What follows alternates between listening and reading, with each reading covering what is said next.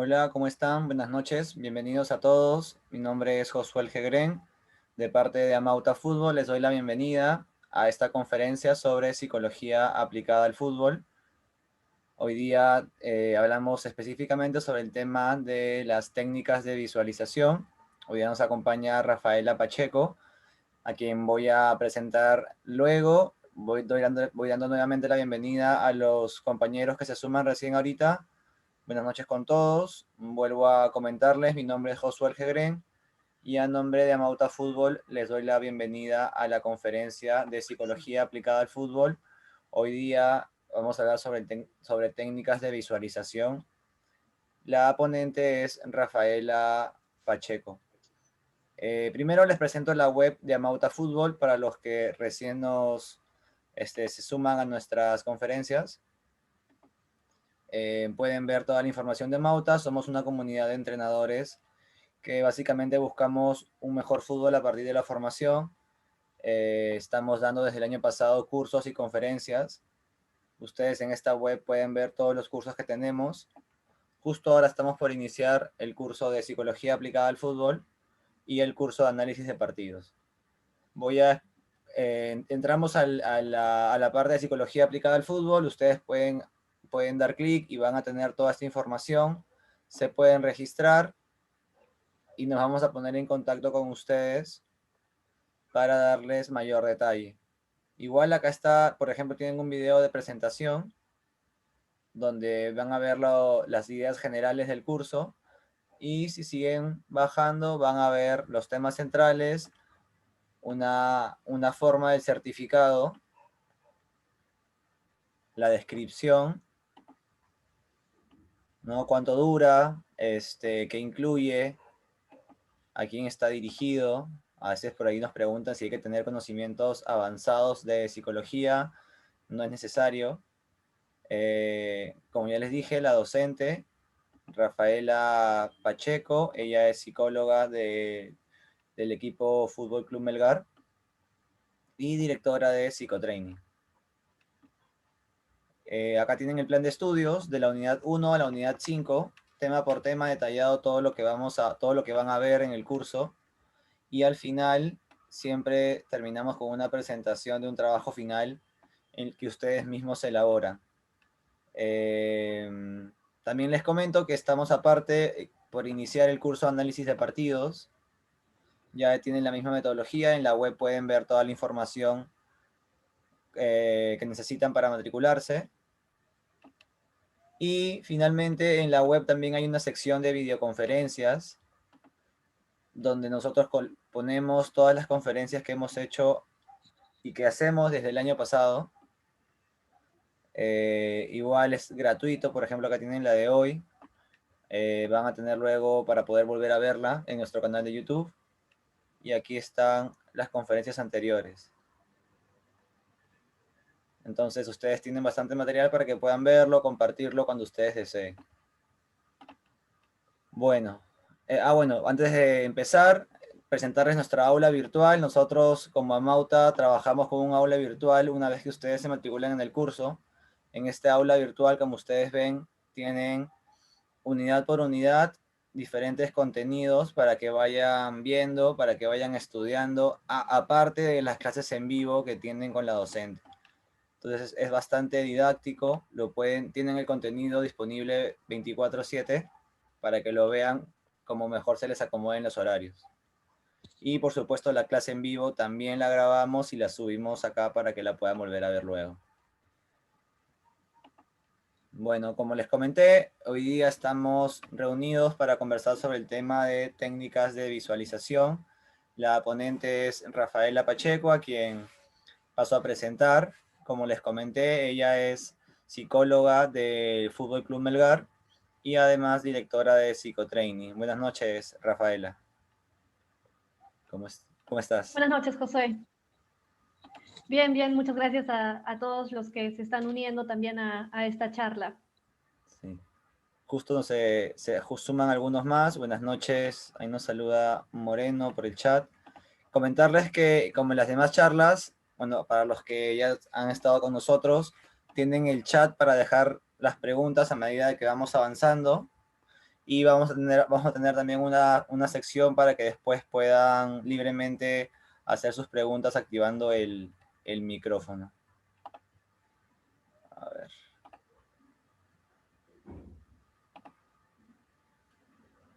Listo. De repente podemos ir compartiendo pantalla, Rafaela. Sí, a ver. Ahí Manuel nos saluda desde Chimbote.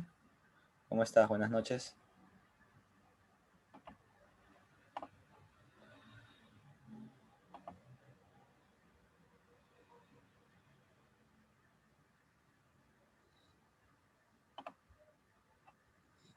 ¿Ya se ve lo que estoy compartiendo? Sí. Ya, perfecto.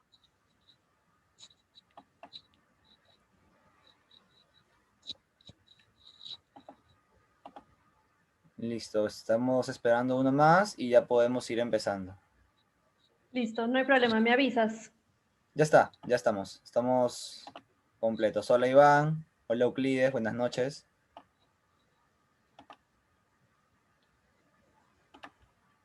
Ahora sí. Listo. Entonces, arrancamos con esta charla que va a ser de psicología aplicada al fútbol. De hecho, me encantaría poder explicarles y explayarme en esta carrera y en esta profesión tan linda. Y el día de hoy les voy a explicar a modo general qué es la psicología aplicada al fútbol y en modo específico, algo práctico para que ustedes puedan tener una herramienta ya de trabajo.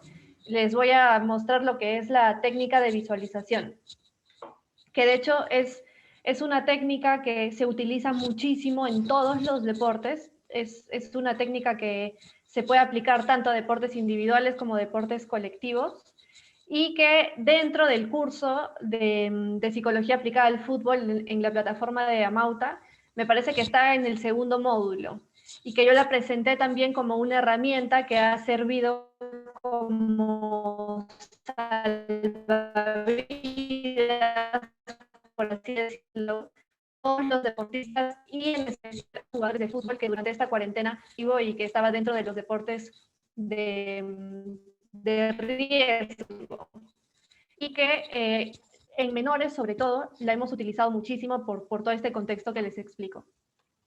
Y bueno, a modo de introducción, ¿por qué es que la psicología se ha ganado un terreno en el ámbito deportivo y específicamente en el fútbol? Y es porque en el éxito deportivo hay algo más que solamente entrenamiento y aptitud física. Me imagino que ustedes, si son entrenadores, padres de algún jugador o de alguna forma están involucrados en el fútbol, por ahí de todas maneras han tenido que conocer a algún jugador que ustedes lo ven entrenando y saben que tiene muchas cualidades desde el punto de vista físico, no solamente por biotipo, sino también por una aptitud, pero que debido a algún otro factor es que no puede desenvolverse y no llega a tener éxito.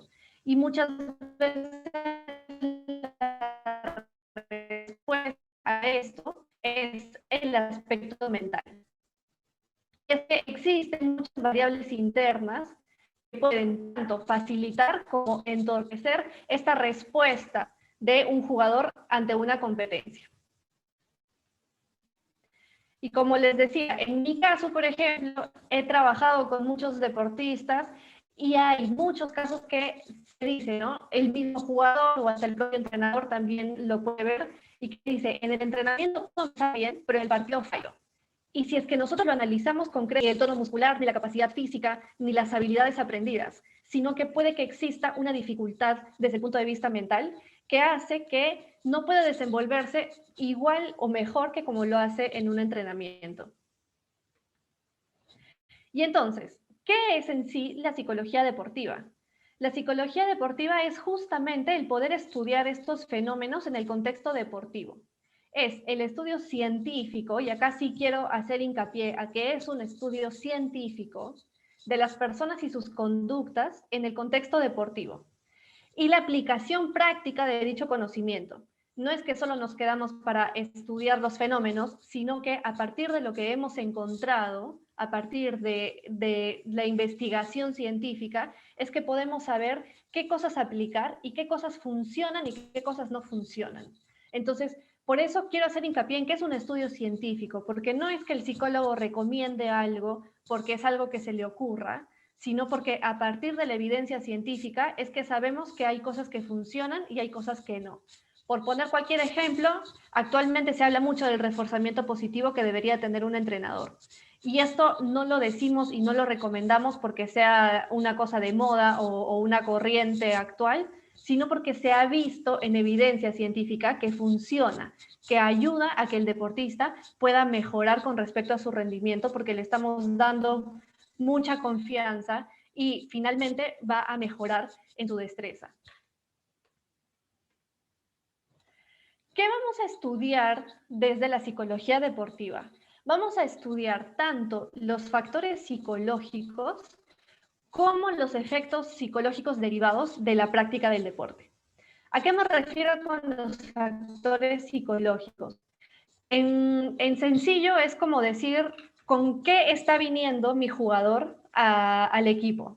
Es decir, por ejemplo, cuáles son sus características propias como personalidad, en cuanto al temperamento, en cuanto a su carácter. Además de esto, ¿cómo son sus procesos cognitivos? Si es que es un deportista inteligente, si tiene capacidad de atención y concentración, cómo va su tema de memoria para procesar la información. A eso me refiero con los factores psicológicos, con qué ya viene el jugador. Y los efectos psicológicos derivados van a ser cuáles son las consecuencias psicológicas de la práctica deportiva. Entonces, en este caso podríamos hablar de fluctuaciones en los niveles de motivación, si es que hay alguna variación de cómo empezó y cómo está en el momento. También podemos hablar de niveles de ansiedad, que es lo más frecuente, cómo está cambiando sus niveles de ansiedad a partir de tener, por ejemplo, un partido el siguiente fin de semana.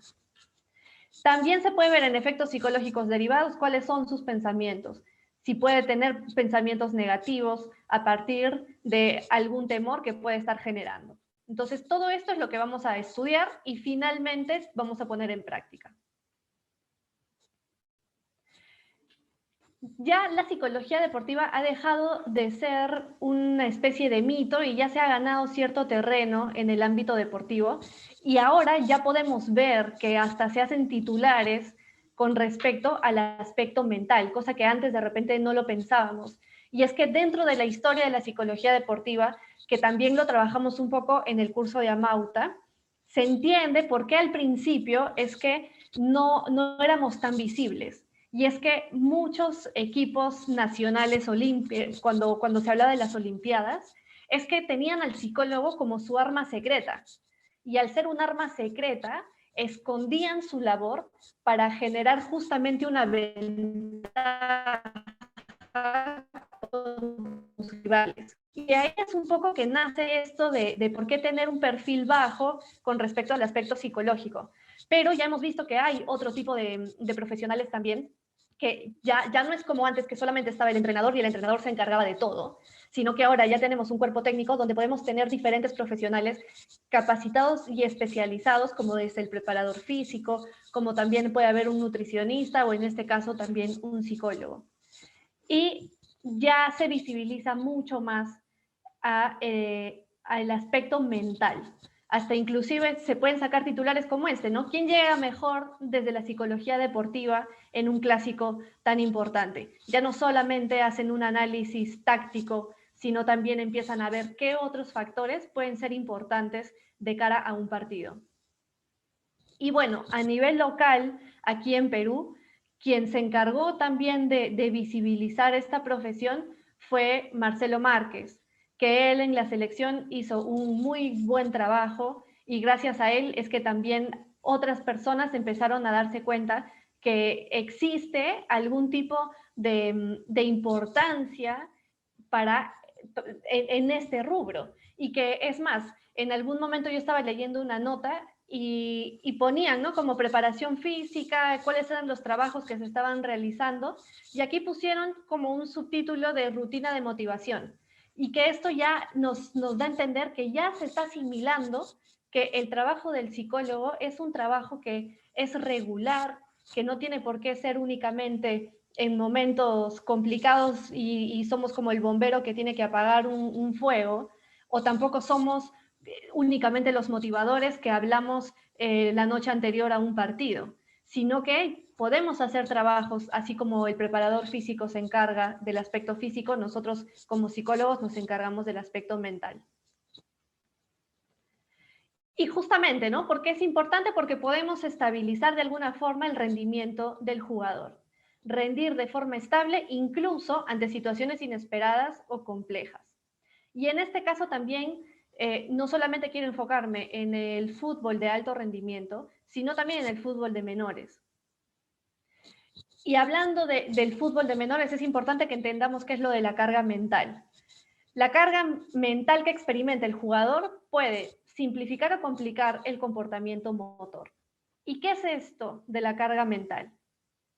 La carga mental va a ser la cantidad de recursos psicológicos que el futbolista debe utilizar para adaptarse y resolver una situación de juego. Entonces, así como existe una carga física y el preparador físico es el que se encarga de dosificar estas cargas, nosotros como psicólogos tenemos que saber cuál es la carga mental que está teniendo el jugador y poder dosificarla. Entonces, en este caso, es importante que entendamos esta diferencia entre un jugador profesional y un jugador de menores, porque a veces les podemos estar dando la misma carga mental y no tienen la capacidad para asumirla de igual forma. Porque la carga mental va a tener dos dimensiones. Va a tener una dimensión cognitiva y una dimensión emocional. En la dimensión cognitiva vamos a ver todos los procesos cognitivos, como puede ser la toma de decisiones, la atención, el procesar la información, que lógicamente un niño va a procesar la información de manera diferente a un adulto que ya ha tenido años y experiencia en el deporte y ya ha automatizado muchísimos movimientos, mientras que los niños no. Entonces, los niños necesitan también poder dosificar esto. Y a nivel emocional, con mucha mayor razón. Hay que gestionar el miedo, la ira, la alegría, etc. Entonces, así como desde el punto de vista físico, en la actualidad es impensado que en el fútbol vamos a tener a niños de menores haciendo aspectos físicos, haciendo un entrenamiento solamente físico con peso, pero sí lo van a hacer los adultos. De igual forma es impensado que en menores nosotros les demos una cantidad de carga mental que ellos no puedan asimilar. ¿Y qué va a necesitar el futbolista específicamente? Porque todos los deportes son distintos. Si bien es cierto, puede que tengan ciertas cosas parecidas, pero cada uno va a tener una necesidad en particular. Entonces, ¿cuáles podríamos decir que son las características del fútbol y que van a implicar unas demandas psicológicas específicas? En el fútbol necesitamos que nuestro jugador sea intenso, sea competitivo, sepa jugar en equipo. Entonces necesitamos esta colaboración. Que sepa jugar con oposición y que además pueda manejar la incertidumbre. Estos 5 aspectos son los que caracterizan al fútbol y que lo hacen diferente a otros deportes. Si bien es cierto, el fútbol se puede parecer en algunos aspectos al básquet, porque el básquet igual es un deporte de oposición, es un deporte de colaboración, pero el básquet, al ser un deporte que es en un espacio mucho más reducido, donde tienes menos jugadores, el nivel de incertidumbre se reduce y no es tan grande como en el fútbol. Y los niveles de intensidad y competitividad también van a ser diferentes. Y entonces, con respecto a la característica de competitividad, la necesidad que vamos a querer desarrollar en nuestro jugador es la autoexigencia. Y a nivel psicológico, lo que vamos a tener que entrenar es la motivación, la inteligencia emocional y la autoconfianza en nuestro jugador. Si queremos que nuestro jugador sea un jugador que sepa jugar en equipo, que sea colaborativo en el equipo, nosotros necesitamos que haya cohesión grupal. Y para que haya esta cohesión grupal, podemos trabajar en cuanto al liderazgo, a estilos de comunicación asertiva, atención y concentración y también inteligencia emocional. También van a encontrar cierta información también en algunos artículos científicos en Internet con el nombre team building, que se refiere a justamente cómo construir un equipo. En cuanto a la oposición, ¿qué necesidad se necesita? Se necesita la anticipación, el poder anticipar una jugada para estar como un poco más adelante de nuestro rival. Y para eso, ¿qué necesito? Necesito saber manejar mis niveles de activación y también tener adecuados niveles de atención y concentración. Esto, cada punto, en lo posible, yo lo estoy trabajando en el curso de Amauta Fútbol, como por ejemplo saber manejar nuestros niveles de activación, que cada jugador aprenda a distinguir en qué nivel de activación se encuentra y si ese nivel de activación es el necesario de acuerdo a la situación a la que se va a enfrentar. Por ejemplo, si yo tengo un jugador que va a patear un penal y su nivel de activación está muy alto, es muy probable que este jugador no patee adecuadamente este penal. Entonces, si él es capaz de distinguir en ese momento su nivel de activación, simplemente con un par de respiraciones puede regularse, disminuir un poco su nivel de activación y ejecutar correctamente el penal. Cosa contraria podría suceder al inicio de un partido. Si es que yo voy a entrar a jugar, de repente han hecho el cambio y yo voy a entrar a la cancha, y mi nivel de activación es muy bajo, me voy a demorar muchísimo en entrar en el ritmo del partido. Entonces, en ese caso tendría que hacer lo contrario. En vez de intentar disminuir mis niveles de activación, lo que tendría que intentar es aumentar estos niveles de activación. De hecho, hay algunos jugadores que lo hacen un poco intuitivamente, pero es mucho mejor que sepan que lo que están haciendo los puede ayudar o perjudicar. Con respecto a la característica de la incertidumbre, que esta es una característica que de verdad se trabaja muy poco y que finalmente es algo crucial en el fútbol y crucial para todos actualmente que vivimos en un ambiente de total incertidumbre por la pandemia. ¿Qué necesitamos? Adaptación. ¿Y cómo es que podemos trabajar esta adaptación? A través de inteligencia emocional y a través también de la autoconfianza. Y finalmente, en cuanto a las características del fútbol, tenemos lo que es velocidad e intensidad. ¿Qué necesita mi jugador para que sea intenso y que sea rápido? Necesita decidir rápido. Para decidir rápido, necesito fortalecer sus niveles de motivación, también trabajar en la activación y en la percepción. Entonces, acá tenemos un resumen de acuerdo a cuál es la característica del fútbol, de acuerdo a esta característica, qué necesidad tengo y cuál sería la habilidad a entrenar. En el curso de Amauta he tratado de poder trabajar casi todas estas habilidades, pero lógicamente que esto se volvería un curso mucho más largo si quisiéramos trabajar puntualmente cada uno de ellos, pero a grandes rasgos les doy las herramientas necesarias como para que ustedes puedan aplicarlas de acuerdo a donde estén trabajando o cuál sea también el interés que tengan por la psicología aplicada al fútbol. Y bueno, hoy les voy a plantear específicamente la técnica de visualización.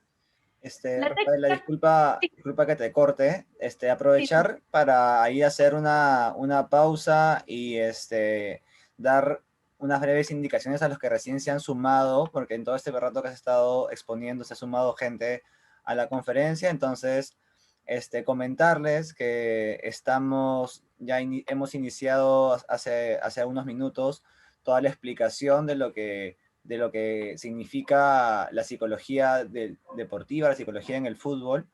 Ahora vamos a entrar a ver las técnicas de visualización. La idea es que ustedes puedan ir dejando sus preguntas en el chat. Por ejemplo, hay una pregunta de Jorge Ruiz sobre cuál es la diferencia con el coach deportivo. De repente, en lo que explicaba Rafaela surgió esa pregunta. De repente por ahí la podemos ir atendiendo, pero la idea es que todos participemos y hagamos algunas preguntas o observaciones. Además, recordarles que el curso de psicología deportiva está en preventa y la preventa dura hasta el siguiente martes, entonces hasta el martes 9, entonces todavía tienen algunos días para poder hacer uso del descuento. El descuento es del 30% del precio original, así que cualquier información ahí pueden estar en contacto con nosotros para poder hacer la matrícula. ¿Listo? Entonces esperamos sus preguntas y nada, podemos seguir, Rafaela. Listo, gracias.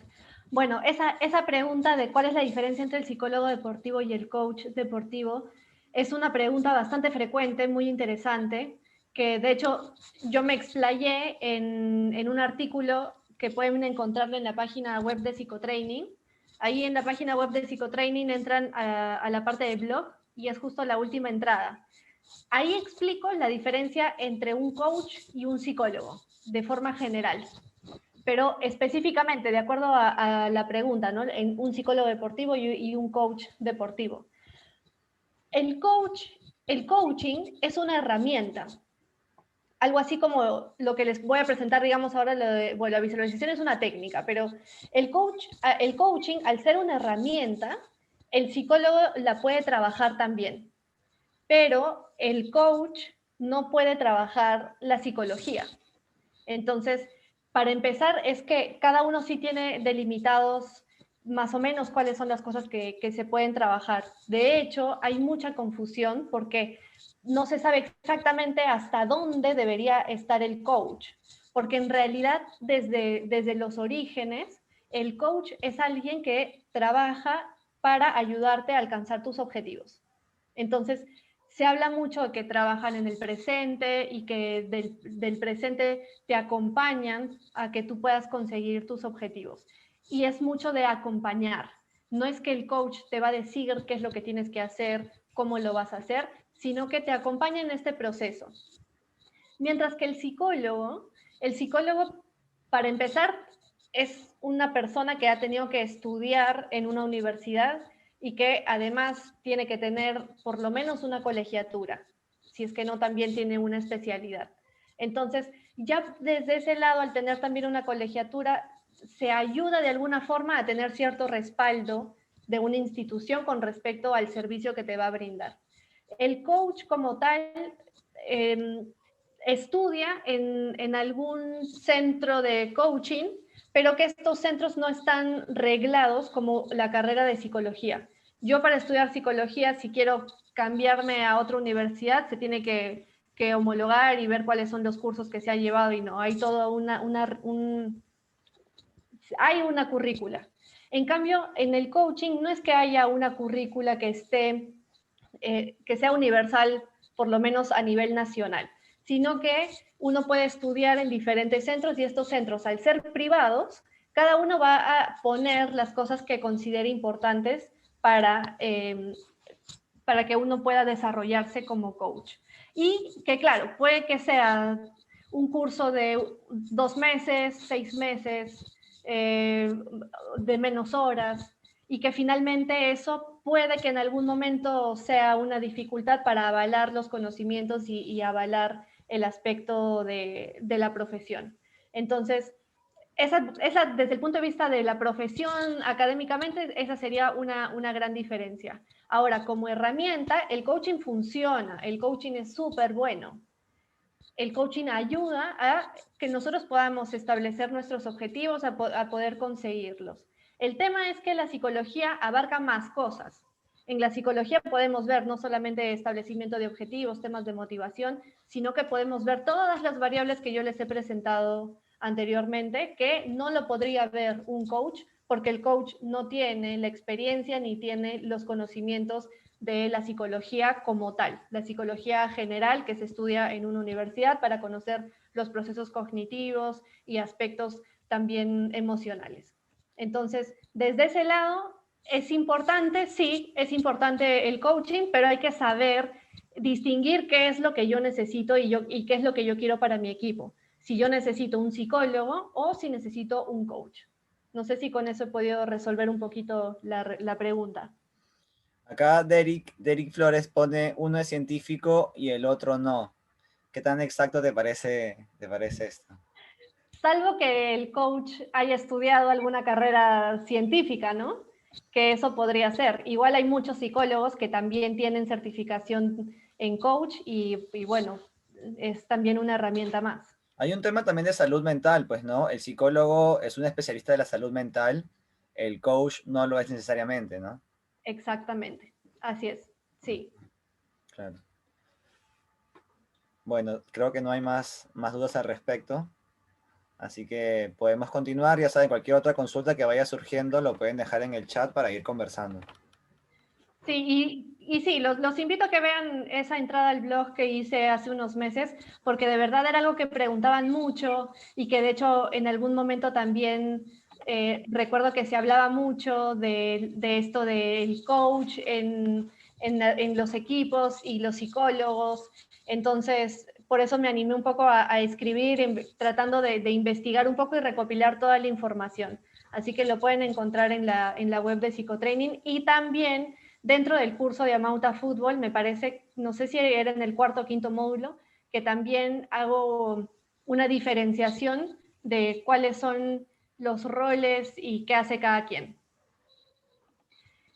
Y bueno, ya entrando a lo que quería presentarles hoy, que es la visualización, como les comentaba, es una técnica que se usa muchísimo, no solamente en el fútbol, sino en todos los deportes, y más aún ahora en cuarentena, donde sobre todo en menores, no se puede entrenar presencialmente y en otros deportes estamos un poco que se puede entrenar, de ahí viene otra vez cuarentena y nuevamente restringen el deporte, así que es una herramienta que ha ayudado a muchos en este tiempo. La visualización es básicamente el uso de todos los sentidos para crear o recrear una experiencia en la mente. Nos va a ayudar a muchísimas cosas. Va a depender de cuál es nuestro objetivo, pero nos puede ayudar a reforzar nuestra confianza, a poder adquirir, practicar o inclusive corregir nuestras propias habilidades. Si es que estamos practicando algún gesto técnico, nos va a ayudar la visualización a poder perfeccionarlo. Nos ayuda a aumentar la motivación, a mejorar nuestra concentración, porque indirectamente, cuando yo tengo que visualizar, yo me tengo que concentrar muchísimo en las imágenes y en el contenido de mi visualización. Entonces, eso hace que indirectamente también entrene la concentración. Y generalmente cuando evaluamos a los deportistas y les estamos enseñando y ya están haciendo la técnica de visualización, sus niveles de atención y concentración suelen elevarse un poco más. Y también nos ayuda a que pueda un jugador prepararse para un partido. ¿Qué se ha visto de la técnica de visualización y por qué es que funciona? Porque imaginar un movimiento va a generar la misma activación de determinadas neuronas implicadas en ese movimiento. Y es que los eventos visualizados van a tener un efecto sobre el sistema nervioso muy parecido al de una experiencia real. Acá les voy a poner un fragmento de un video, que es un video de una gimnasta, y que esta gimnasta practicaba visualización para poder perfeccionar una pirueta. Esta gimnasta, Rebeca, y en el video solamente les he puesto el aspecto cortito de la explicación de qué es lo que pasa en nuestro cerebro.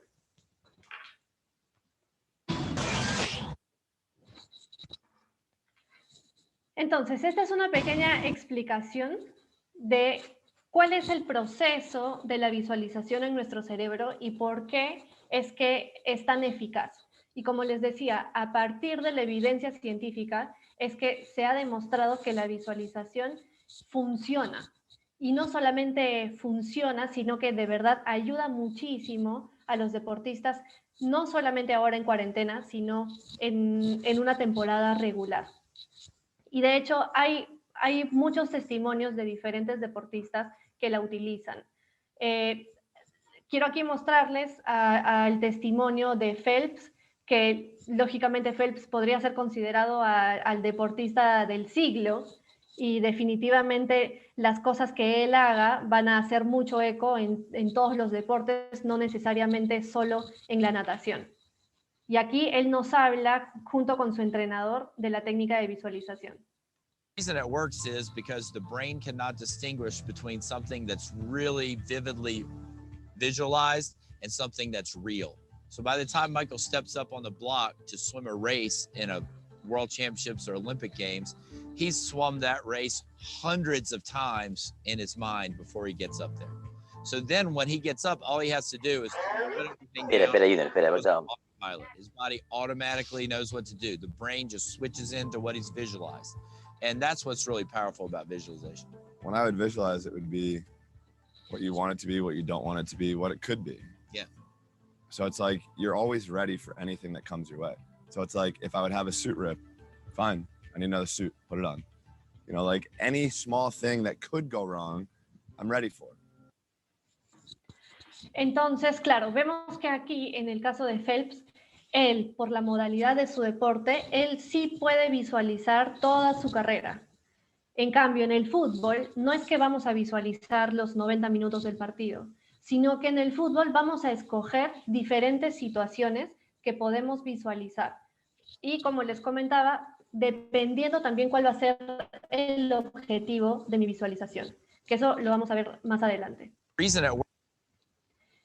¿Qué cosas hay que tomar en cuenta para poder aprender esta técnica? De hecho, en realidad es muy probable que todos nosotros ya la hayamos hecho, solo que no sabíamos tal vez los efectos tan poderosos que pueden tener, y además cuál sería la forma correcta de visualizar nosotros controlando las cosas que vayan pasando por nuestra mente. Si, por ejemplo, tengo una entrevista de trabajo, y antes de la entrevista de trabajo yo estoy repasando ciertas cosas que podría decir, que me podrían preguntar, indirectamente estoy visualizando. Si yo antes de un partido también estoy visualizando cómo me está yendo, si estoy jugando bien o no, estoy indirectamente visualizando. ¿Por qué lo digo indirectamente? Porque la idea de esta técnica es hacerla lo más parecida a la realidad, y para eso yo tengo que entrenarla. Tengo que entrenar en que pueda percibir todos los sentidos, no solamente percibir sonidos, percibir imágenes, que generalmente así es como nosotros imaginamos, sino también poder percibir los propios movimientos, sensaciones corporales, qué es lo que pasa si tengo frío, si tengo calor, si corre viento o no. Todo eso yo lo puedo ir entrenando para que justamente esta visualización sea lo más vívida y real posible. Tengo que tomar en cuenta que la visualización puede ser de dos formas. Puede ser interna o externa.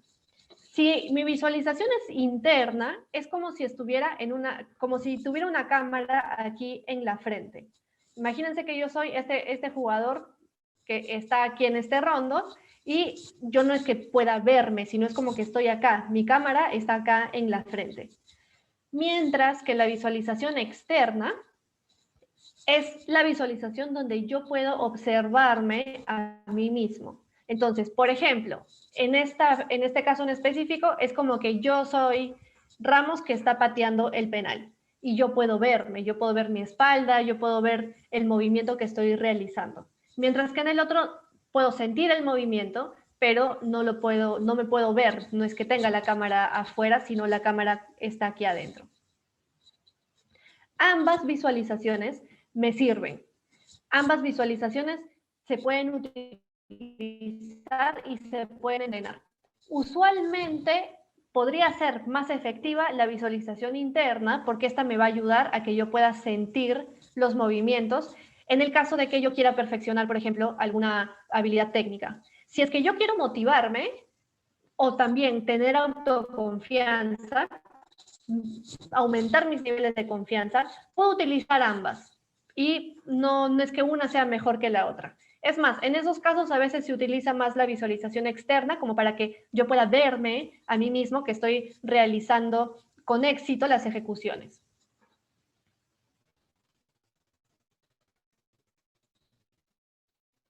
Y bueno, aquí les presento un video específico de fútbol, de cómo es que se plantea justamente estos dos tipos de visualización. Se van a fijar que al inicio del video es una visualización externa, donde Lewandowski él se puede ver, como si lo estuvieran grabando tal cual. Pero luego cambia por la visualización interna, y entonces él ya no se puede ver, pero se nota todo el movimiento que implica como si tuviera una cámara aquí.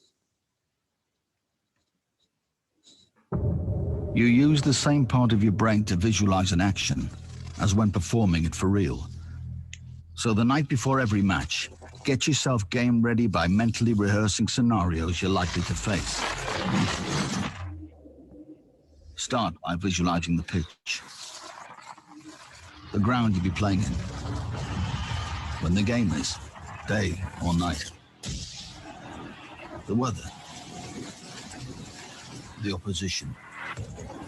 Now imagine your team is on the break. Time you run. Control the ball perfectly. But when you visualize, don't watch yourself. See it through your own eyes. Decide how to beat the keeper. Feel a clean connection through the ball. Hear the crowd erupt around you. When you visualize, you're training your brain to perform the same task on the pitch when the time comes. Listo. Entonces, me imagino que ya con estos ejemplos pueden tener un poco más clara la idea de qué es la visualización, en qué consiste, cómo la puedo aplicar. Entonces, ahora vamos a ver cómo suele ser un programa de entrenamiento que manejamos nosotros los psicólogos. Para empezar, tenemos que hacer una evaluación de la técnica para saber cómo es que suele visualizar nuestro jugador. En este caso, lo que vamos a ver específicamente es su grado de control, la vivencia y el estilo. Al hablar del estilo me refiero a justamente si es que suele visualizar de forma interna o de forma externa. La vivencia es poder tener una puntuación más o menos de qué tan vívido ha sido su experiencia al tratar de visualizar algo. Y es súper fácil esta evaluación porque nosotros les planteamos diferentes cosas que tienen que visualizar. A veces vamos por sentidos y también una escena en particular. Entonces, si es que yo quiero evaluar a un jugador, yo le puedo decir alguna escena en particular que quiero que visualice, algo con lo que él esté muy familiarizado, que puede ser que visualice que está llegando al terreno de juego o que está en su casa, en algún ambiente, y yo le doy una instrucción de que haga algo. Al hacer eso, yo luego le voy a hacer un par de preguntas para justamente evaluar su grado de control, su vivencia y el estilo. Le voy a preguntar, por ejemplo, si es que ha podido visualizar lo que yo le he pedido de forma corrida, como si fuese una película, o si lo ha visto como si fueran unas fotos, un fotograma. Hay algunos que visualizan a modo de fotos, hay otros que pueden visualizar en movimiento. Dependiendo cómo sea esta evaluación, es que yo puedo plantear el proceso de entrenamiento. Así también como el estilo, como les decía, el identificar qué es más fácil para ellos, si es más fácil visualizar de forma interna o de forma externa. Y el grado de control es que justamente visualice lo que yo le he pedido, tal cual como le he pedido, con la información que le he dado, y que no aparezcan por ahí otro tipo de estímulos que no se le han planteado. Luego se hace una psicoeducación.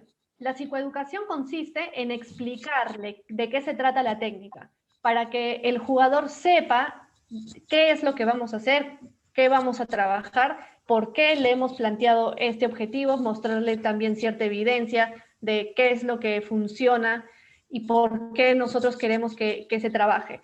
Esto de forma sencilla, no se le tiene que presentar ningún artículo ni nada, sino de forma muy sencilla, la definición de la técnica, cuáles son los objetivos y plantearle ejemplos. Luego de esto procedemos por un entrenamiento en relajación. Generalmente uso la técnica de respiración diafragmática porque es una técnica bastante sencilla, más rápida y es efectiva. Esta técnica también de respiración diafragmática la vemos en el curso y también por ahí, si quieren, pueden encontrar cierto material de en qué consiste la respiración diafragmática en psicotraining en Instagram. De hecho, la respiración diafragmática básicamente consiste en que yo pueda respirar y pueda sentir que mi movimiento respiratorio no es únicamente con el pecho, sino que puedo sentir cómo mi abdomen se expande. Se trata un poco de que el deportista, en este caso, pueda estrechar su foco atencional. Por eso es que planteamos el entrenamiento de relajación en una visualización.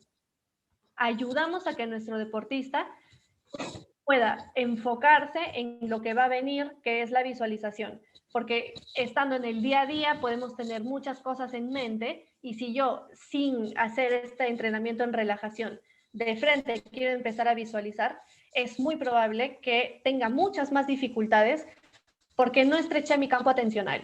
Y estoy de repente más pendiente también en factores externos, en ruidos, en pensamientos de qué es lo que tengo que hacer más tarde o cómo me fue en la mañana. Para eso me sirve, en realidad, el entrenamiento en relajación. Y finalmente ya empezamos con ejercicios de vivencia y control. Como cualquier tipo de ejercicio, por ahí si también están varios entrenadores conectados, se tiene que ir siempre de lo simple a lo complejo. Lo mismo pasa en el aspecto mental. Yo tengo que ir de lo simple a lo complejo. ¿Cómo voy a trabajar esto de ejercicios de vivencia y control? Primero tengo que determinar el objetivo. ¿Qué es lo que yo quiero lograr con la visualización? Quiero lograr perfeccionar mi técnica, puede ser mis tiros libres en particular, perfeccionar la conducción del balón, el 1 contra 1, o de repente puede ser cosas un poco más generales, como simplemente motivarme para ganar el campeonato.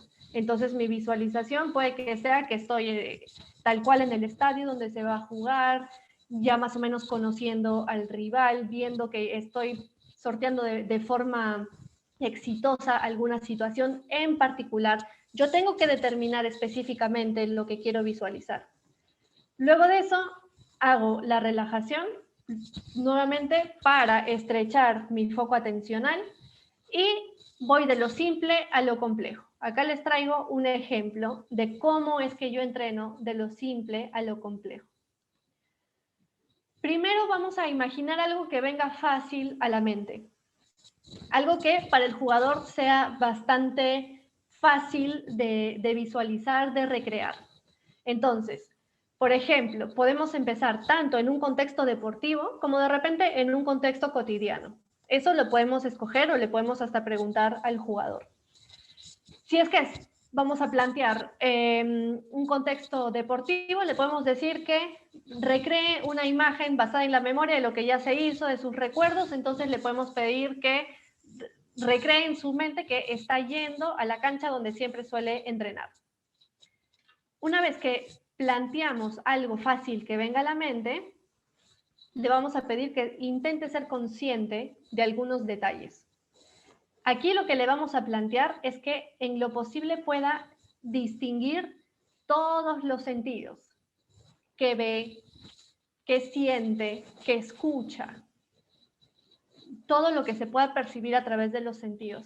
En el tema de las sensaciones, vamos a ver que, digamos que el sentido sería no solamente el sentido del tacto, sino el sentido kinestésico de todo el movimiento corporal, las sensaciones corporales. Y en este punto le vamos a pedir que responda qué fue lo más fácil y difícil de imaginar para que pueda categorizar. Usualmente lo más fácil es o lo que se ve o lo que se escucha. Y lo más difícil pueden ser sensaciones corporales. O a algunos también les es difícil escuchar cosas. Entonces, una vez que yo más o menos tengo esta jerarquización, voy a utilizar estas respuestas. Y ahora lo que le voy a decir es que vuelva nuevamente a imaginar lo mismo, pero que esta vez se va a concentrar únicamente en un sentido que le resultó más fácil. Entonces, nuevamente regresamos y le decimos que visualice que está yendo a la cancha donde siempre entrena y que se enfoque únicamente en los estímulos visuales. Que vea si es que hay una gradería, cuál es la condición del pasto a través de la vista, cómo son los arcos, si es que está enrejado o no está enrejado, cómo es desde el punto de vista visual. Una vez que hace la visualización enfocada únicamente en lo que le es más fácil, luego vamos a pasar a lo siguiente más fácil. Y ahora sí es que se concentre en el otro estímulo que haya sido fácil. Y así vamos a ir pasando a lo siguiente, a lo siguiente y a lo siguiente, hasta crear como una especie de capas. Que primero empiezo con un sentido que me es fácil, luego le agrego otro y así sucesivamente hasta que ya tenga todo el contenido hecho con lo máximo de estímulos y lo máximo de detalle posible. Entonces, aquí les planteo un ejercicio a modo de ejemplo. Es, por ejemplo, paso número 1, determinar el objetivo. En este caso, recuperación de balón en la zona donde juego. Paso 2, relájate. Entonces, me enfoco en mi respiración, tomo aire mientras cuento mentalmente hasta 4, boto el aire mientras cuento mentalmente hasta 4 y repito las respiraciones 8 veces. Ojo que esta respiración no es la respiración normal, sino es la respiración diafragmática que me ayuda a concentrarme mucho más y a, en lo posible, también que se vayan los otros distractores con respecto a pensamientos. Y establezco el contenido. Entonces, voy a imaginar el lugar en el que estoy ubicado en la cancha, el clima, el césped, a un rival con la pelota, los movimientos que hace. Si se fijan, lo que voy leyendo son diferentes contenidos de distintos estímulos. El clima vendría a ser una sensación que es lo que yo puedo percibir. También puede ser algo visual porque puede que perciba y vea que es un día soleado, un día nublado. El césped de igual forma. El césped yo puedo verlo, pero también puedo tener alguna percepción de cómo están mis pies en el suelo. Si el césped de repente está un poquito más crecido, es un pasto irregular, es una cancha sintética. Todo eso yo también lo puedo percibir, no solamente con la vista. Y hago que mi deportista pueda generar todo ese tipo de contenido. Las expresiones de los rivales, ahí voy con temas de sonidos, las indicaciones del entrenador también de sonidos, que no necesariamente es que lo vamos a ver, pero sí escuchamos de lejos ciertas indicaciones. Mis pensamientos, mi emoción, eso también es importante, que no solamente sea aspectos que yo puedo ver, sino también cómo es mi emoción en ese momento. Y visualizo el momento exacto en el que corro y logro el contacto con el balón. Siento que el balón se queda en mis pies. Imagino cómo me siento al ver que recuperé el balón limpiamente y que a partir de ese pase cambió la historia del partido. Esto es como una pauta, un guión que a veces utilizamos con los chicos cuando todavía no se sabe exactamente cómo visualizo o qué pongo en mi contenido. Entonces esto es a modo también de ejemplo para que ellos vean cómo pueden hacerlo. Y ya luego cada quien puede determinar un objetivo diferente, no solamente de acuerdo a su posición, sino también de acuerdo a lo que necesite en ese momento. ¿Y cuáles vendrían a ser estos consejos generales para practicar la visualización?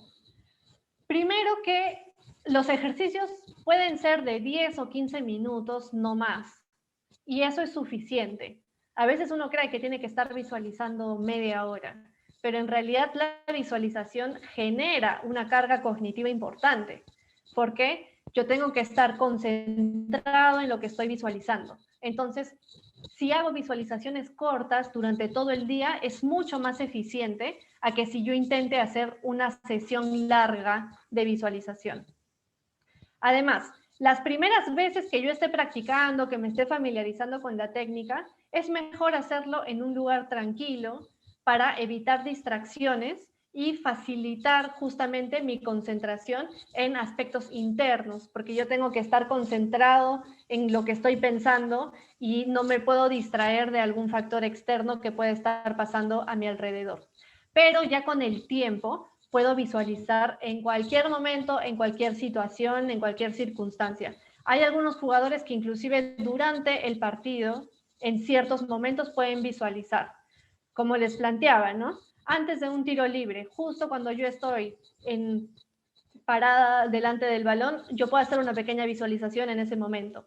Lógicamente que lo he tenido que entrenar y he tenido que perfeccionar la técnica como para poder entrar rápidamente en una zona, que es lo que generalmente se dice, ¿no? De entrar a la zona para disminuir este tiempo de respirar y todos los pasos que tengo que hacer. Simplemente me enfoco rapidísimo en la visualización, hago una ejecución perfecta en mi visualización y listo, ya estoy para patear. Y todas las visualizaciones deben ser correctamente ejecutadas o finalizadas con éxito. Esto también es importante porque muchas veces podemos estar visualizando y de repente queremos visualizar que estoy pateando tiros libres y que quiero que vayan al ángulo y en una de mis visualizaciones le pega el palo. A veces puede pasar y me ha pasado con jugadores que me dicen, pero me equivoco en la visualización. Es importante el poder manejar justamente el control de nuestras imágenes. Si es que yo me equivoco, tengo que nuevamente comenzar, porque al equivocarme le estoy dando la información a mi cerebro que me estoy equivocando.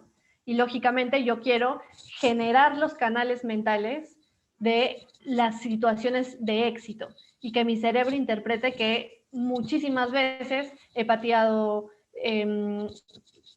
tiros libres y han ido al ángulo, por seguir con el ejemplo. Y bueno, espero que les haya servido esta técnica. Por ahí me imagino que deben haber bastantes preguntas, ojalá, y para ir resolviéndolas. Y bueno, en el curso vamos a ver muchas herramientas psicológicas que se pueden utilizar tanto en menores como también un poco en profesionales, pero más me estoy enfocando en el trabajo de menores.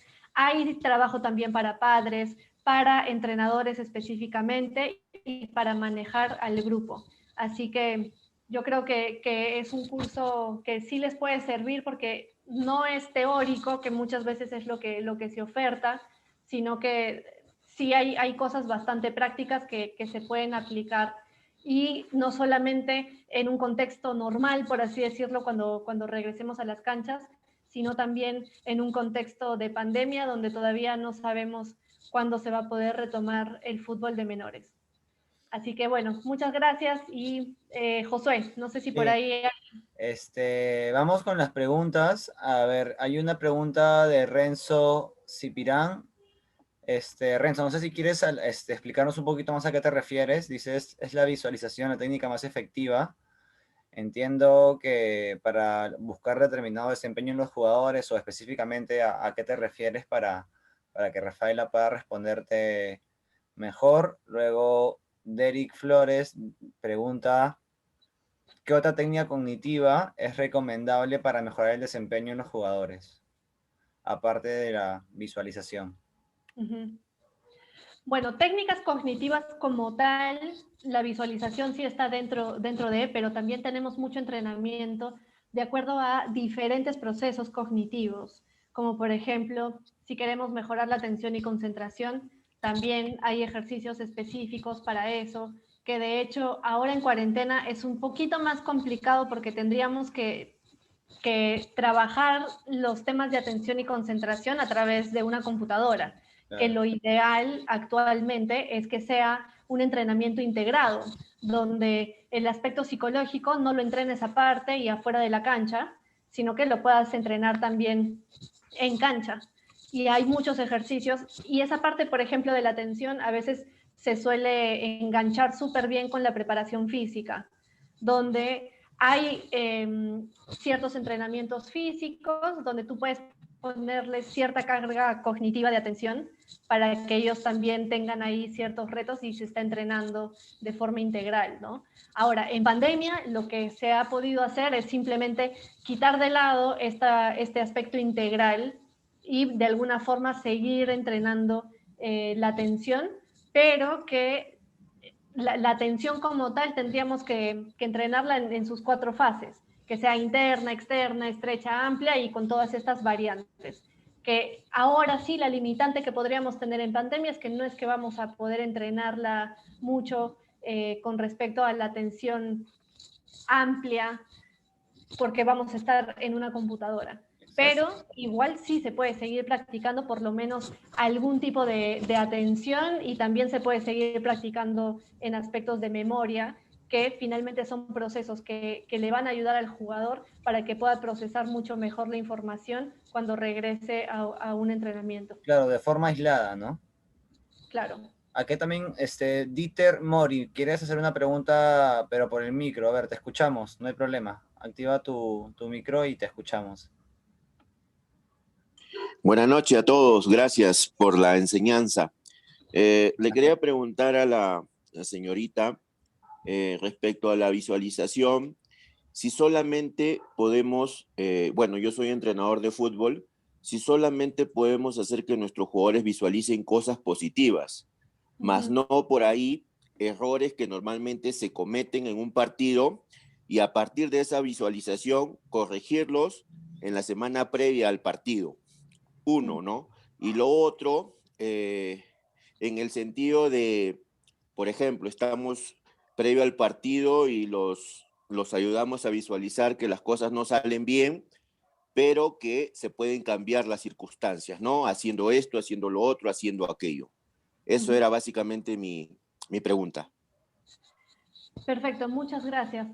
En realidad lo que podemos hacer para evitar que justamente visualicen un error, porque al visualizar un error lo que estamos haciendo es reforzarlo.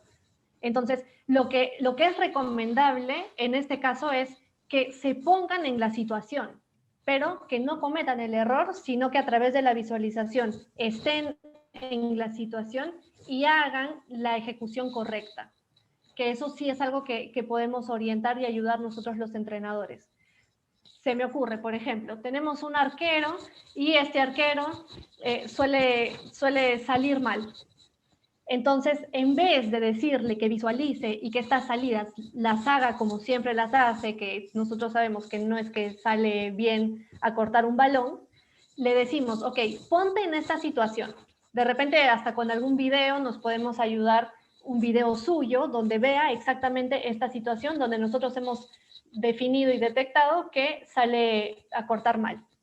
Y lo paramos ahí y le decimos, mira esta situación, quiero que con la visualización nuevamente te pongas en este momento preciso, en esta situación. Y a partir de que ya lo hemos puesto en ese momento que nosotros queremos corregir, le demos la indicación correcta de cómo debería haber resuelto la situación. Y a partir de eso es que estamos corrigiendo el error en vez de que él nuevamente lo repita a través de la visualización.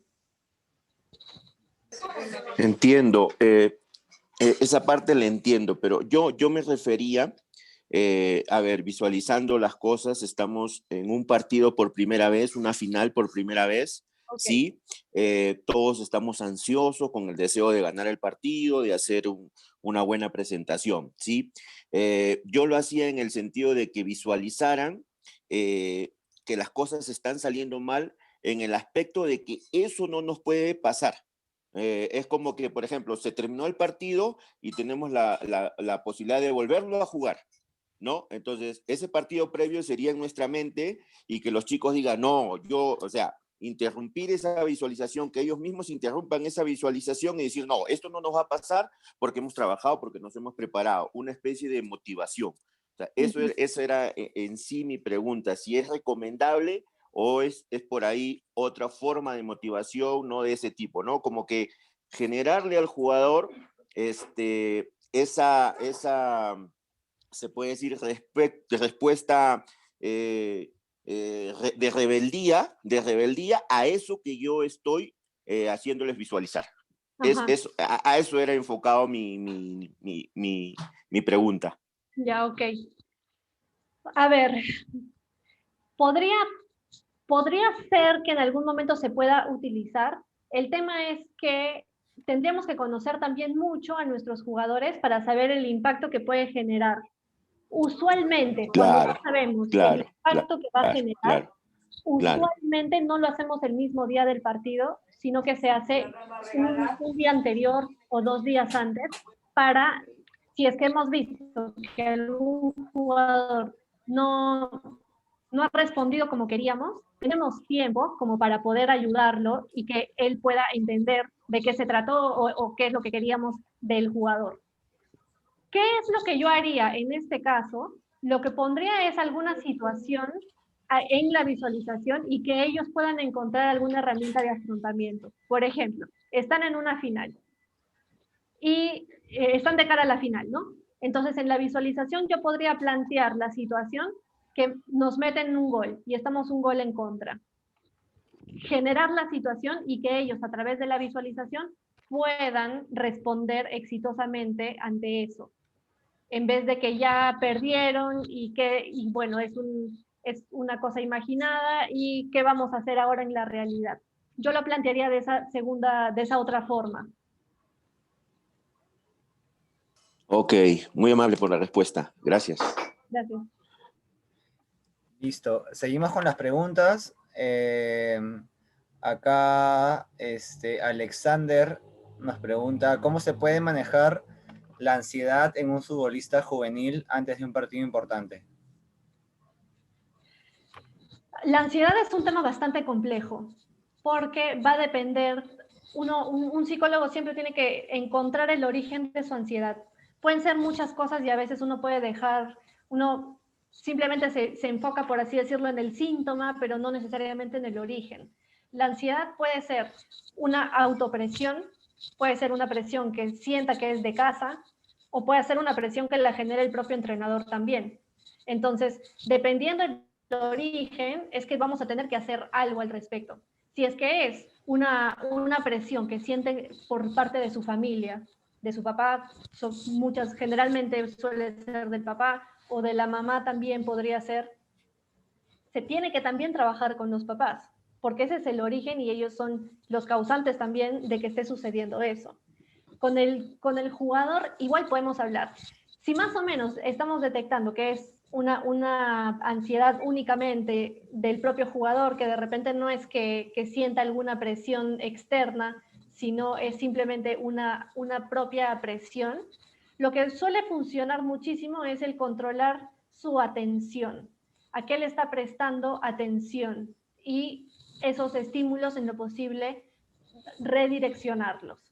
Por ejemplo, a veces tengo jugadores que en el calentamiento están más pendientes del calentamiento del rival y están viendo quiénes van a arrancar, si fulano va a jugar, y yo ya estoy haciéndome la película de qué es lo que va a pasar en el partido. Si yo tengo un jugador así, simplemente con voltear mi entrenamiento, mi calentamiento, estoy de alguna forma resolviendo ese problema tensional, para que no esté mirando al otro equipo, sino que se esté enfocando en lo que tiene que hacer. En lo posible, para ayudarlo en la atención, es que se enfoque en estímulos presentes.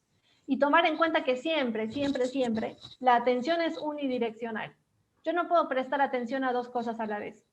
Si yo estoy ahorita pensando en qué es lo que voy a cenar y alguien me está preguntando algo, tengan por seguro que no voy a escuchar la pregunta y voy a tener que pedirle que la vuelva a decir, porque mi cabeza está en otro lado.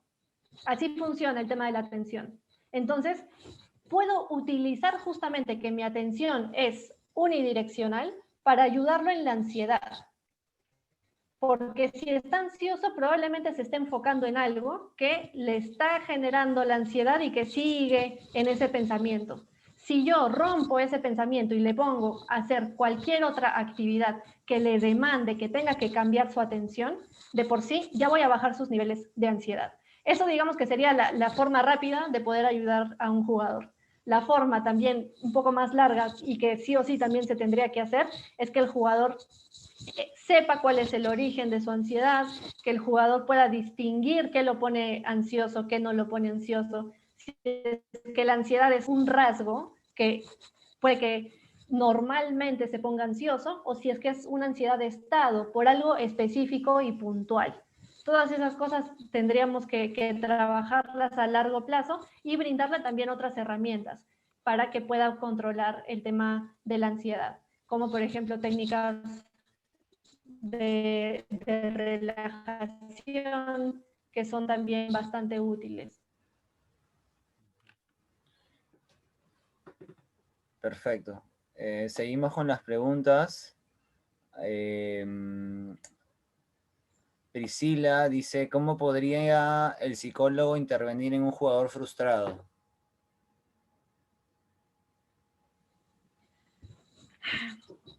A veces me voy a cansar un poco de decirlo porque de hecho los psicólogos tenemos dos frases, no sé si frases o cosas que siempre decimos. El depende para nosotros es fundamental porque muchas veces no hay una respuesta concreta tal cual como lo podría tener un médico. Tengo gripe, listo, toma acá, tienes tal pastilla. En el aspecto psicológico es más complejo porque tenemos que también ir un poco al origen. Entonces, es un poco el depende y también en la causante de, porque si nos quedamos únicamente en el síntoma, sí, lo podemos resolver a corto plazo, pero el tema de la frustración va a depender también. Si yo he tenido chicos que se frustran porque no toleran el error, que es algo muy frecuente actualmente, no están acostumbrados a afrontar el error, a afrontar las pérdidas. Y lo otro también puede ser desde el punto de vista de la frustración, que sea algún tema específico con el entrenador. Que el entrenador sea quien de alguna forma no está ayudando a este proceso y que sea el entrenador el que lo puede estar frustrando. Entonces, yo me animaría a ir viendo esas dos alternativas para ir viendo un poco por dónde va el asunto. Además son variables, para complementar un poquito lo que explicas, creo yo también que son variables que tienen mucha relación con la historia personal de cada uno, ¿no? Entonces, ahí, por la ansiedad, la frustración, son cosas que de repente se arrastran de otros contextos, ¿no? Que van más allá de lo que uno ve en un chico en 2 horas o 1 hora cada 2 días, ¿no? Entonces, de ahí justo lo importante que sea un psicólogo el que vea esto porque tienen más esta formación, ¿no?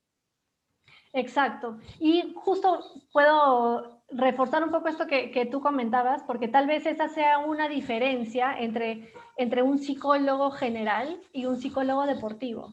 El psicólogo deportivo, como está en el ambiente del deporte, y no solamente está en el ambiente del deporte, sino que ha estudiado para trabajar en el ambiente del deporte, sabemos que los tiempos del deporte son tiempos muy cortos, donde yo no puedo plantear una intervención psicológica de 1 año con un jugador si el campeonato se va a terminar en septiembre, por ejemplo. Entonces, esa sí podría ser una diferencia importante entre un psicólogo general, que el psicólogo general, sin redundar, pero generalmente está un poco al ritmo del paciente y donde hay todo un proceso, donde también hay protocolos y todo.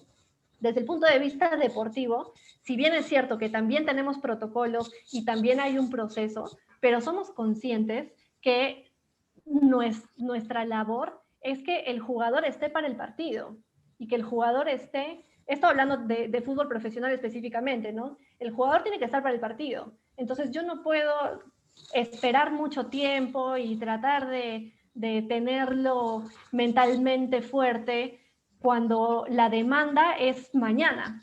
Entonces, ahí justamente las herramientas también son diferentes. Y desde el punto de vista de menores, ahí sí los ritmos sí cambian, pero igual se tiene que trabajar desde un aspecto integral, donde no solamente me va a interesar el rendimiento, sino que también tengo que ver el aspecto personal del jugador.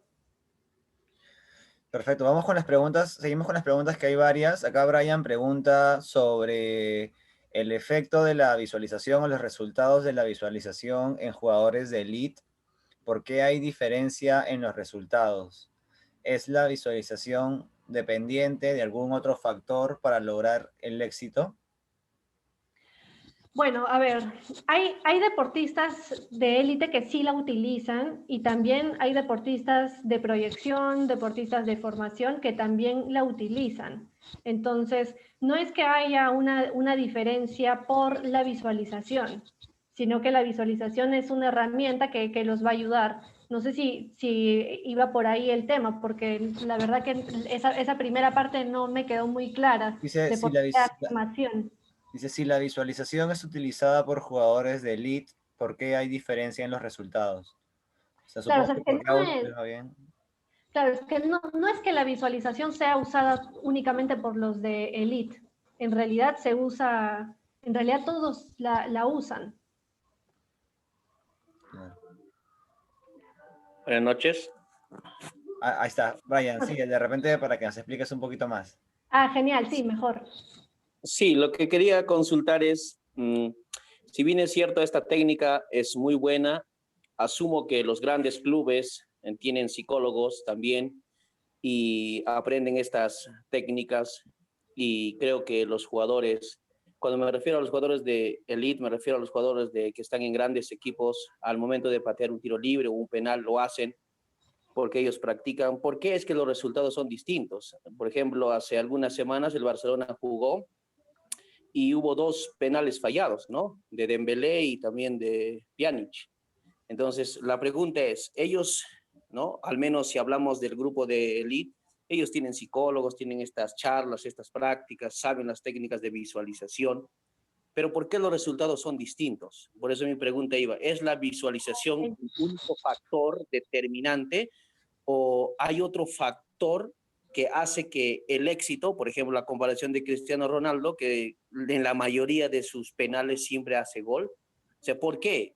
Y si comparamos con equipos como el Atlético de Madrid y otros equipos donde tienen jugadores también y fallan, ¿no? ¿Cuál es la diferencia? Si ambos practican las mismas técnicas y todo lo demás, ¿hay algún otro factor o es que no es la correcta aplicación de la visualización? Esa es mi Claro. pregunta. Ah, ok, muchas gracias. Ahora sí entendí mejor el contexto de la pregunta. La visualización es una técnica como tal, entonces sí hay otros factores que van a influir, sobre todo en el ejemplo que ponía de los penales. Si es que yo por un momento estoy pensando en la consecuencia de si fallo o no fallo, yo ya me fui del momento actual. Y probablemente al yo estar con mi mente en otra situación, es probable que yo pueda fallar un penal. Por eso, en esos momentos específicos, se trabaja con el jugador. Pongamos que hay posibilidades que en una final el equipo vaya a penales. Entonces, no es que solamente se tenga que entrenar patear penales. Y ojo, que generalmente cuando se entrenan los penales, en realidad no es el mismo contexto, porque están los jugadores, pero no se siente la presión que sí se suele sentir y que se siente en un partido. Entonces, de por sí, el entrenamiento ya no es igual.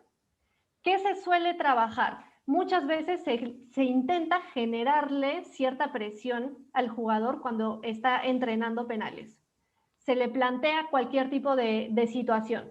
Por ejemplo, que el que falla tenga algún tipo de penalidad y eso de alguna forma le puede generar cierta presión. Ahora, nosotros como entrenadores podemos saber qué le puede generar presión y qué no, entonces jugar un poco con eso. Pero sí hay otros factores como el tema de la tensión, el tema de la presión. No es que únicamente con la visualización, si yo hice visualización, ya, entonces lo voy a ejecutar bien. Hasta inclusive puede ser un tema de la propia cancha, que sería un factor externo, que pueda influenciar en esos momentos. Entonces, sí existen diversas situaciones que pueden influir. Claro, viéndolo todo desde el punto de vista de que son herramientas y que va a depender siempre de la persona que la utiliza, ¿no? Y Acá además, que tal cual no es que somos unos robots y que por eso es que Ajá. tenemos que continuar entrenando. Imagínense, si desde el punto de vista físico tenemos que entrenar y perfeccionar y mejorar en la técnica, porque si no, no tendríamos por qué entrenar todos los días. Si hemos aprendido, si ya sabemos, no tendríamos por qué hacerlo, pero tenemos que automatizar todo eso. Desde el punto de vista mental pasa lo mismo, que muchas veces puede que tengamos diferentes situaciones que hagan que nuestra carga mental se pueda desestabilizar. Y la idea es que con el psicólogo uno pueda, o con estos cursos que también se ofrecen, tengamos las herramientas para poder ayudar a esta persona que por ahí de repente un poquito que se está desestabilizando y ayudarle a que nuevamente retome una estabilidad desde el punto de vista mental. Perfecto. Acá hay una consulta sobre la diferencia entre la visualización y la programación neurolingüística. ¿Cuál de las dos es más recomendable para jugadores que están en formación? Mira, honestamente yo no he trabajado programación neurolingüística, así que no me metería en un terreno que probablemente quien lo ha preguntado podría saberlo más que yo. Yo lo que he visto es visualización, pero me imagino que sí debe tener también algún aspecto positivo. Sí, son teorías, no necesariamente son contrarias, ¿verdad? Pueden ir Claro, dos de la mano, pueden psicólogos trabajar ambas técnicas, ¿no? claro, exacto. Buenas noches. Para complementar la pregunta, por favor, ¿puedo? Sí, sí, dale, Sí, sí, dale. Sí, la programación neurolingüística también es más o menos como la visualización, pero o sea, aplicando más todos los sentidos concretos. O sea, como estaba mencionando también la visualización, pero, o sea, te regeneras todo desde antes, pero mentalmente. A eso iba todo. Y si eso puede ser bueno tanto en jugadores que van en canteras o tanto a jugadores que ya están cuajados profesionalmente. Por ejemplo, justo ahorita estaba viendo lo de Karius, por ejemplo, cuando le metieron una goleada total a Liverpool en la final y totalmente el arquero se fue para abajo, a pesar de que había tenido buenas actuaciones en Champions. claro. A eso... Sí, igual como lo decía, no me animaría a dar algún juicio de valor con respecto a la diferenciación, porque la verdad es que yo sí manejo la técnica de visualización, es la que he estudiado, la que he aplicado y la que conozco que es eficaz. Tendría que utilizar programación neurolingüística para ver efectivamente si es que hay alguna diferencia, si se puede aplicar en deporte, porque la programación neurolingüística está también bastante de moda, así como coaching, y la verdad que no podría dar más información al respecto porque yo personalmente no la he aplicado. Acá nos preguntan sobre qué recomendaciones puedes dar para las personas que están iniciándose en el campo de la psicología aplicada al deporte. ¿Cuáles consideras que son los pasos para iniciar, especializarse o primero tener experiencia? Sí, bueno, lamentablemente acá en Perú no hay todavía una certificación oficial para ser psicólogo del deporte. Los acercamientos son acercamientos como lo que está haciendo Mauta Fútbol, de contar con un curso de psicología aplicada al fútbol, y yo creo que por ahí va el asunto por lo pronto. Y para eso yo de verdad les recomiendo que si va en un curso que se está ofertando, que puedan ver quién es el psicólogo que lo está realizando, para que vean también si es que es un psicólogo que está trabajando en campo, que tiene la experiencia en deporte, cuál ha sido su formación, porque también va a pasar que porque de repente esté de moda, alguien quiera hacer el curso y no necesariamente va a tener las herramientas adecuadas, pero por eso hay que ver, investigar un poquito. De hecho, ahora en Internet se encuentra mucha información, sobre todo en LinkedIn, donde ahí uno puede buscar un poco cuál es el perfil profesional. Y por lo pronto eso. Y ya luego también ir viendo, ¿no? Cuáles son algunos psicólogos que están en nuestra localidad, seguirlos un poco, ver la forma de repente de poder conseguir algún tipo de prácticas o algún tipo de formación, que ya se está viendo eso. Muy pronto por ahí van a haber algunas noticias agradables de un grupo de psicólogos que nos estamos juntando para justamente poder aportar en el Perú de la formación. Vamos cerrando ya, Miguel Coara, estás con la mano levantada. Vamos con tu pregunta para ya ir cerrando la conferencia. Aquí se terminó de hablar y quiero entrar, no me hace caso. Miguel, ¿estás? Sí. A ver, te escuchamos. ¿Ya me escucha? Aló.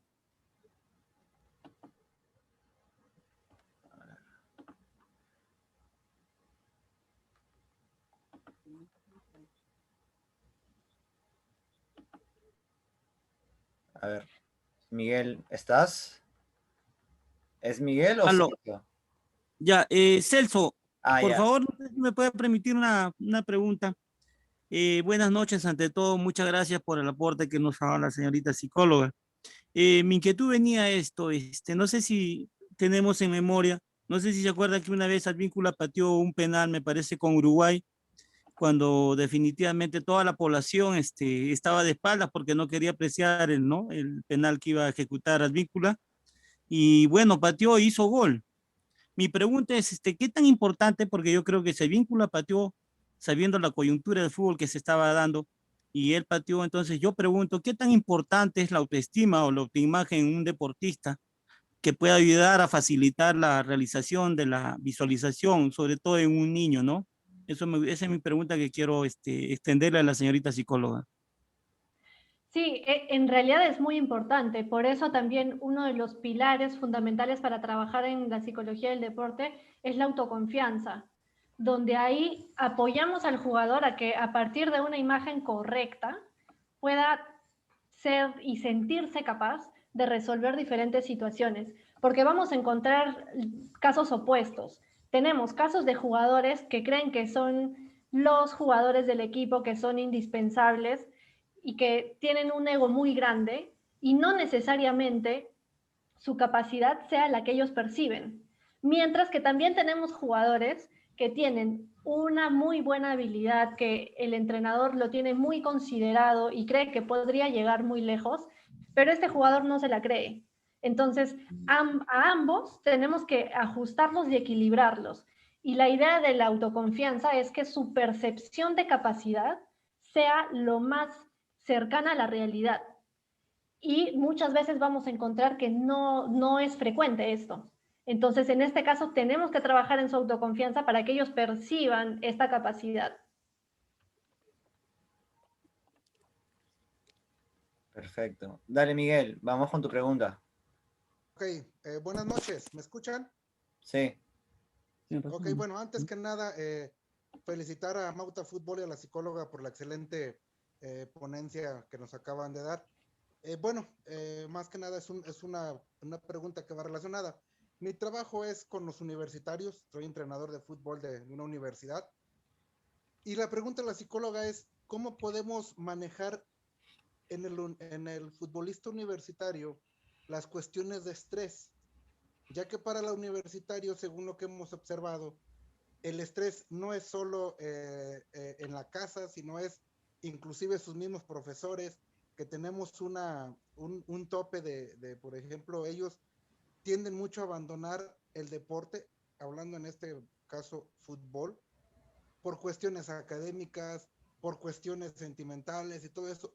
¿Cómo podemos manejar ese estrés que se le genera al universitario futbolista y al mismo tiempo motivarle para que esa práctica de fútbol sea parte de su formación profesional, paralela, válgame, pero profesional?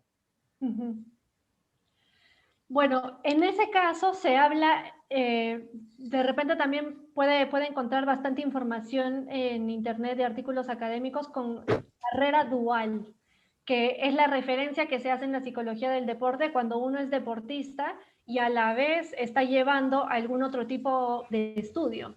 Entonces, en este caso, por ejemplo, yo estuve trabajando en el Centro de Alto Rendimiento del IPD Y claro, como no era fútbol, tenía muchos deportistas de alto rendimiento que tenían que estudiar paralelamente por un tema económico, porque claro, en el fútbol sí hay bastante apoyo, hay un sueldo muy bueno para los futbolistas, pero no es el mismo caso en otros deportes.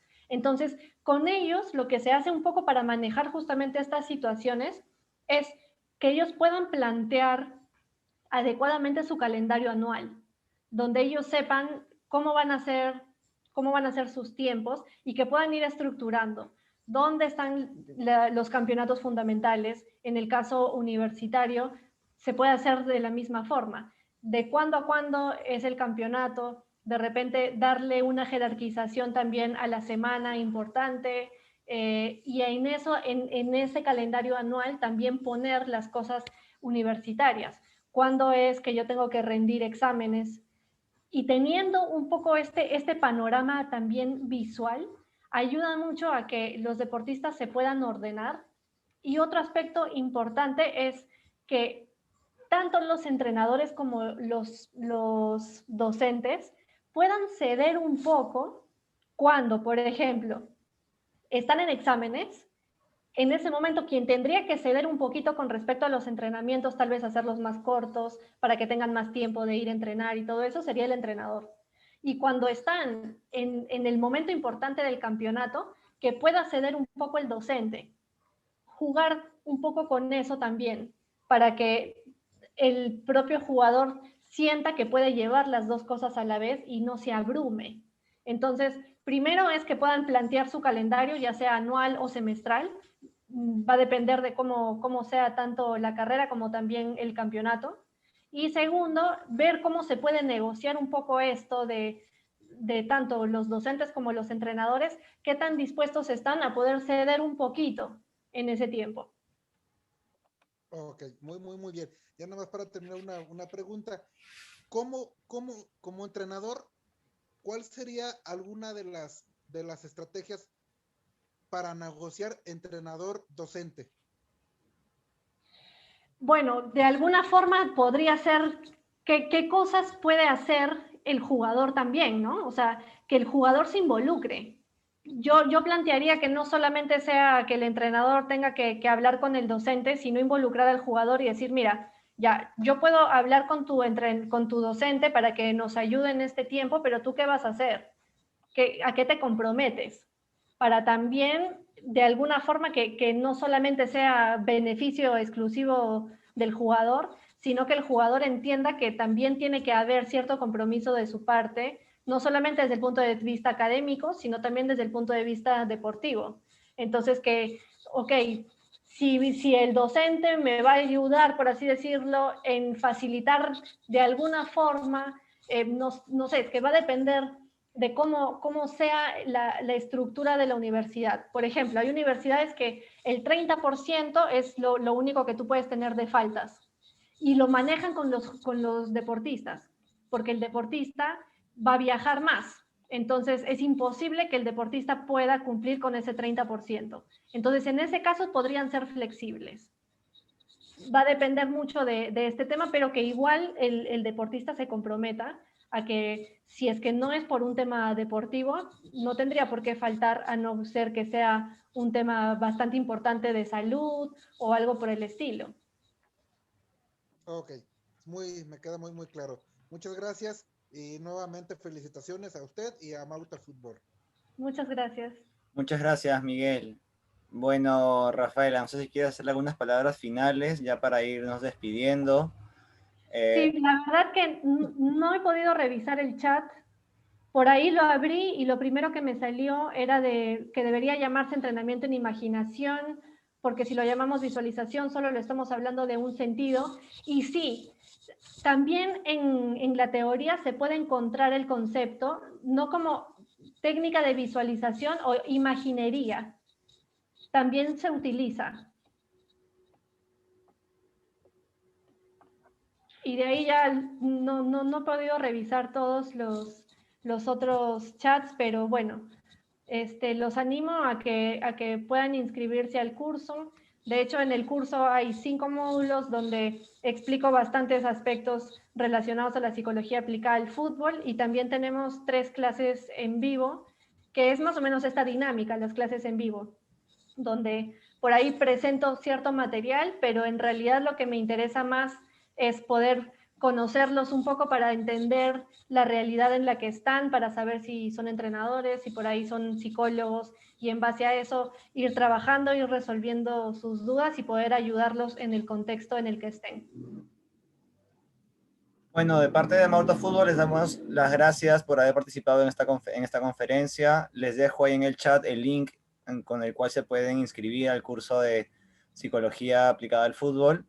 Estamos, recuerden, en preventa, así que pueden aprovechar el 30% de descuento.